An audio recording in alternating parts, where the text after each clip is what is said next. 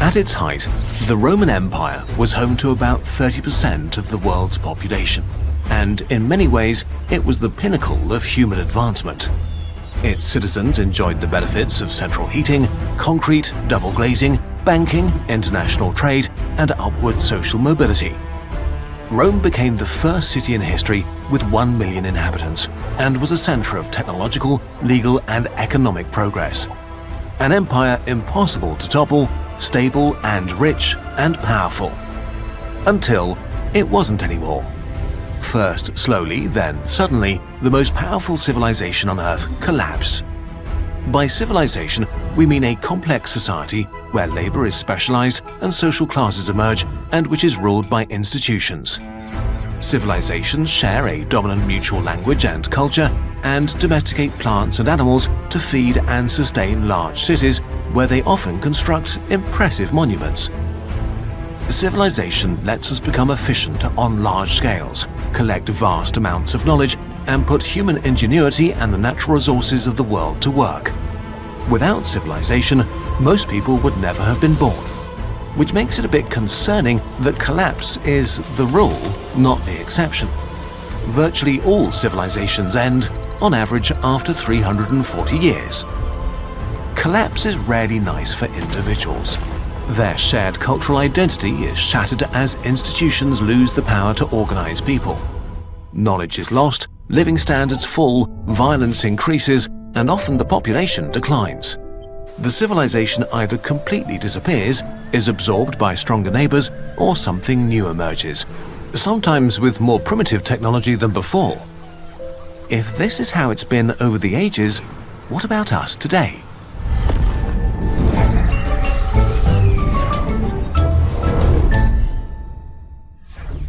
Just as Europeans forgot how to build indoor plumbing and make cement, will we lose our industrial technology, and with that our greatest achievements from $1 pizza to smartphones or laser eye surgery?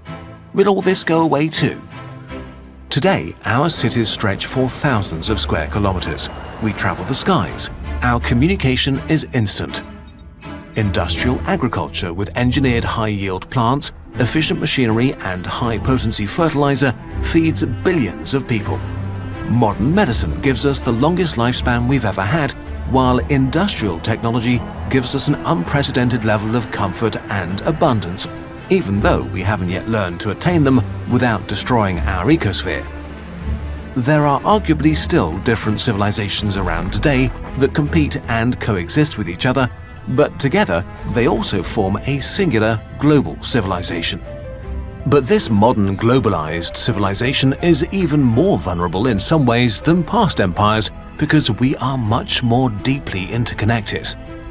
A collapse of the industrialized world literally means that the majority of people alive today would perish, since without industrial agriculture we would no longer be able to feed them. And there's an even greater risk. What if a collapse was so deeply destructive that we were unable to re-industrialize again? What if it ruined our chances of enjoying a flourishing future as a multiplanetary species? A global civilizational collapse could be an existential catastrophe, something that ruins not just the lives of everyone alive today, but all the future generations that could have come into being. All the knowledge we might have discovered, the art we might have created, the joys we might have experienced would be lost. So, how likely is all of this? Let's start with some good news. While civilization collapses have happened regularly, none have ever derailed the course of global civilization. Rome collapsed, but the Aksumite Empire, or the Teotihuacans, and of course the Byzantine Empire, carried on. What about sudden population crashes? So far, we've not seen a catastrophe that has killed much more than 10% of the global population. No pandemic, no natural disaster, no war. The last clear example of a rapid global population decrease was the Black Death, a pandemic of the bubonic plague in the 14th century that spread across the Middle East and Europe and killed a third of all Europeans and about 1/10 of the global population. If any event was going to cause the collapse of civilization, that should have been it. But even the Black Death demonstrates humanity's resilience more than its fragility. While the old societies were massively disrupted in the short term, the intense loss of human lives and suffering did little to negatively impact European economic and technological development in the long run. Population size recovered within 2 centuries, and just 2 centuries later, the Industrial Revolution began. History is full of incredible recoveries from horrible tragedies. Take the atomic bombing of Hiroshima during World War II. 140,000 people were killed, and 90% of the city was at least partially incinerated or reduced to rubble. But against all odds, they made a remarkable recovery. Hiroshima's population recovered within a decade, and today it's a thriving city of 1.2 million people. None of this made these horrible events any less horrible for those who lived through them. But for us as a species, these signs of resilience are good news. Why recovery is likely even in the worst case. One thing that's different from historic collapses is that humanity now has unprecedented destructive power.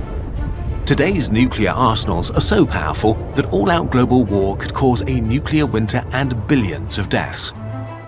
Our knowledge of our own biology and how to manipulate it is getting so advanced that it's becoming possible to engineer viruses as contagious as the coronavirus and as deadly as Ebola. Increasingly, the risk of global pandemics is much higher than in the past. So we may cause a collapse ourselves, and it might be much worse than the things nature has thrown at us so far.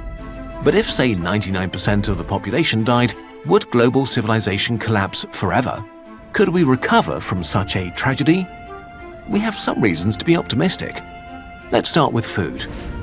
There are 1 billion agricultural workers today, so even if the global population fell to just 80 million, it's virtually guaranteed that many survivors would know how to produce food. And we don't need to start at square one, because we could still use modern high-yield crops. Maize is 10 times bigger than its wild ancestor. Ancient tomatoes were the size of today's peas.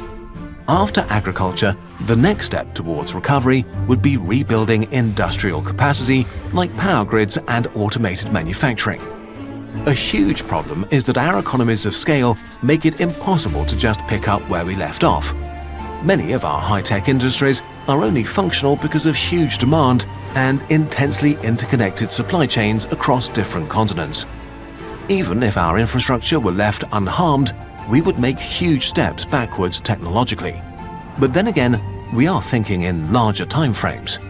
Industrialization originally happened 12,000 years after the agricultural revolution. So if we need to start over after a massive collapse, it shouldn't be that hard to reindustrialize, at least on evolutionary timescales. There's a hitch though. The Industrial Revolution was fueled literally by burning easily accessible coal, and we are still very much reliant on it. If we use it all up today, aside from making rapid climate change much worse, we could hinder our ability to recover from a huge crisis. So we should stop using easy-to-access coal so it can serve as a civilization insurance in case something bad happens. Another thing that makes recovery likely is that we'd probably have most of the information we need to rebuild civilization. We would certainly lose a lot of crucial institutional knowledge, especially on hard drives that nobody could read or operate anymore. But a lot of the technological, scientific, and cultural knowledge stored in the world's 2.6 million libraries would survive the catastrophe. The post-collapse survivors would know what used to be possible, and they could reverse engineer some of the tools and machines they'd find. In conclusion, despite the bleak prospect of catastrophic threats, natural or created by ourselves, there is reason for optimism. Humankind is remarkably resilient, and even in the case of a global civilizational collapse, it seems likely that we would be able to recover, even if many people were to perish or suffer immense hardship, even if we lost cultural and technological achievements in the process. But given the stakes, the risks are still unnervingly high. Nuclear war and dangerous pandemics threaten the amazing global civilization we have built. Humanity is like a teenager, speeding around blind corners, drunk without a seatbelt. The good news is that it's still early enough to prepare for and to mitigate these risks.